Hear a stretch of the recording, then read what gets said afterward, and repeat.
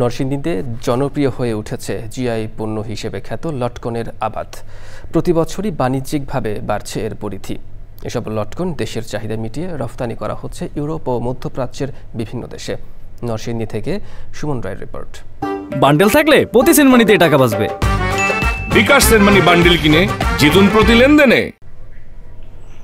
নরসিংদীর বিভিন্ন গ্রামে দেখা মেলে এমন ফলবান লটকন গাছের। একসময়ের জংলি ফল হিসেবে পরিচিত লটকনের কদর বাড়ছে নরসিংদীতে।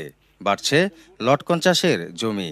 কম খরচে লাভ বেশি হওয়ায় কৃষক এই ফল চাষে ঝুঁকছেন।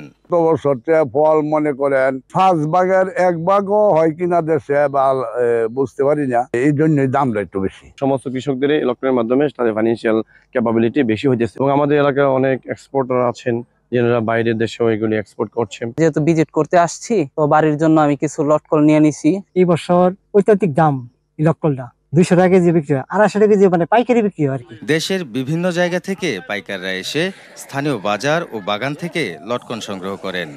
বাগান কিনে আমরা বাইগান বেচতেছি, মানুষ আছে, লোকজন আছে, আর বাইগান দিতেছে, আমি বেচতেছি। একসময় এরা খাইতো না, ফালায় রাখতো।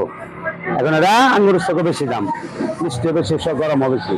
ডায়াবেটিসের কাজ করে রাখাইলে শরীরে, আর হলো ভিটামিন সি। কৃষি বিভাগ বলছে এবছর নরসিংদীতে লটকনের উৎপাদন হয়েছে 20,000 মেট্রিক টন। আমাদের কৃষকরা কিন্তু লটকন চাষের দিকে দিন দিন ঝুঁকছে এবং প্রায় বিগত 30 বছর ধরে বাণিজ্যিকভাবেই আমাদের লটকন চাষাবাদ হচ্ছে। এবছর আমার তথ্য মতে প্রায় 30 মেট্রিক টনের মতো লটকন কিন্তু আমরা বিদেশে রপ্তানি করেছি। সংশ্লিষ্টরা জানিয়েছেন চলতি বছর নরসিংদী জেলায় 1800 হেক্টর জমিতে লটকনের চাষ করা হয়েছে।